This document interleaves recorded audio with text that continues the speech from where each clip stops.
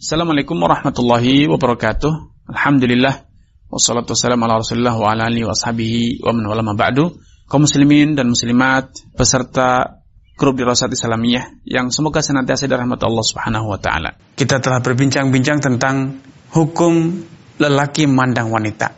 Menurut al-muallif Al-Imam Abu Syuja', lelaki memandang kepada lawan jenis itu ada 7 kondisi. Yang pertama, dia memandang kepada wanita yang non-mahram, bukan mahramnya. Maka ini sepakat para ulama itu haram hukumnya. Bila itu dilakukan tanpa ada alasan yang dibenarkan. Yang kedua adalah dia memandang kepada istrinya, kepada budak hamba sahanya, maka dia boleh memandang semuanya, kecuali kepada kemaluannya. Itu menurut mazhab Imam Syafi'i, dan menurut mazhab yang lainnya, maka dia boleh melihat semuanya. Kemudian al-mu'allif rahimahullah ta'ala, al-Imam Abu Syuja' rahimahullah ta'ala mengatakan, wa thalithu nadharuhu ila dhawati maharimihi aw amatihil muzawwajah fayajuzu an-nadharu fima 'ada ma baina surati war rukbah. Yang ketiga adalah bila seseorang itu memandang mahramnya, ibunya, anaknya, saudarinya, bibinya, saudari sepersusuannya, mertuanya atau menantunya, atau amatihil muzawwajah, atau kepada budaknya yang telah dia nikahkan dengan lelaki lain.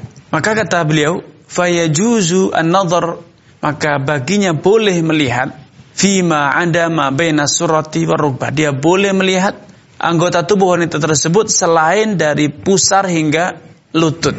Ia tidak boleh melihat dari batas pusar hingga lututnya. Adapun selebih itu melihat ke betisnya, punggungnya, lengannya, maka itu boleh. Wajahnya, rambutnya boleh. Namun tentu perlu dibedakan. Boleh melihat bukan berarti itu adalah restu atau izin bagi wanita mahram untuk bertelanjang dada. Tentu tidak. Namun ketika itu tersingkap karena suatu alasan, misalnya dia di dalam rumah, maka dia tidak harus mengenakan kerudung.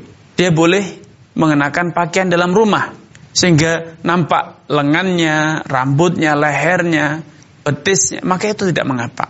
Dan kalaupun dalam beberapa kondisi nampak misalnya bagian punggungnya, maka itu juga tidak mengapa, karena itu adalah mahramnya. Tetapi bukan berarti mentang-mentang mahram wanita itu kemudian bertelanjang dada hanya mengenakan celana pendek saja, tentu tidak dibenarkan, atau rok pendek saja tentu tidak dibenarkan. Kenapa? Karena perlu dibedakan antara boleh melihat dengan anjuran melihat atau anjuran membuka diri.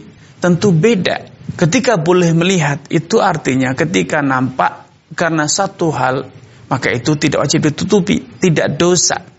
Tetapi bukan berarti Anda mengumbar aurat Anda, mengumbar kecantikan Anda, lekak-lekuk badan Anda kepada mahram Anda, karena tentu kalau itu dilakukan dapat menimbulkan fitnah, dapat menjadi pintu masuknya setan untuk menggoda Anda dan mahram Anda. Padahal Allah Subhanahu wa taala telah memerintahkan kita semuanya, kaum muslimin secara umum, untuk menjauhi segala hal yang dapat berpotensi mengundang terjadinya pergaulan bebas ataupun perzinaan. Allah Subhanahu wa taala berfirman, "Wala taqrabuz zina," dan janganlah engkau mendekati semua perbuatan. Janganlah engkau melakukan semua aktivitas, semua kegiatan atau semua perbuatan yang dapat mendekatkan Anda kepada perbuatan zina. Dan semua orang sepakat bahwa di antara penyebab terjadinya perbuatan zina yang paling banyak ialah dengan seseorang itu mengumbar auratnya, membuka sesuka hatinya. Karena itu dalam Al-Quran Allah Subhanahu wa ta'ala memerintahkan kaum wanita dan demikian pula kaum pria untuk senantiasa menundukkan pandangan. Dan perintah ini bersifat mutlak. Walaupun tentu yang paling utama, paling wajib untuk kita menundukkan pandangan adalah dari wanita-wanita yang bukan mahram.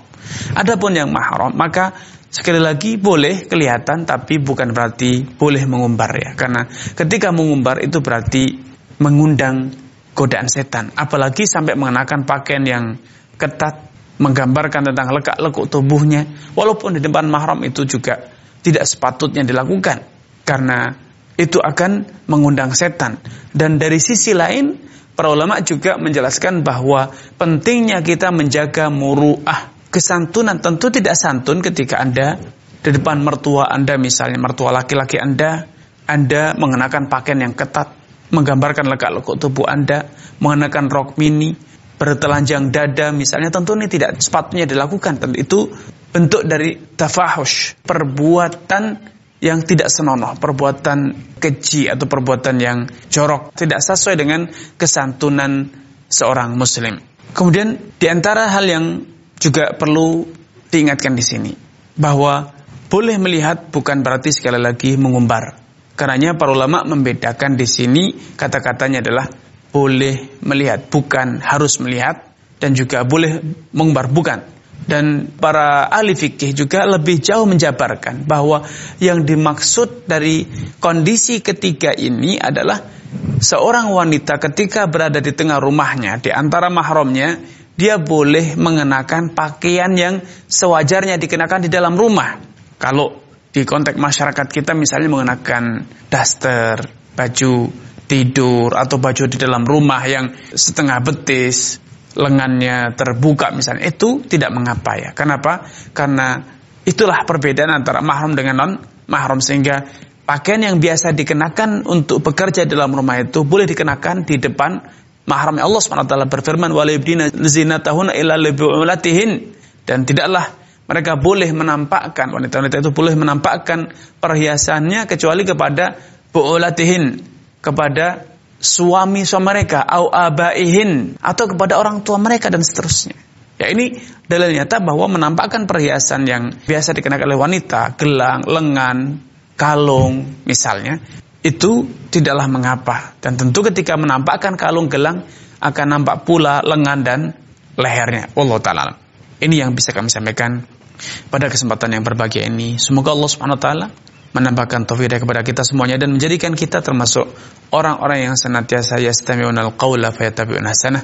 Kurang dan lebihnya mohon maaf. Billahi taufiq wal hidayah.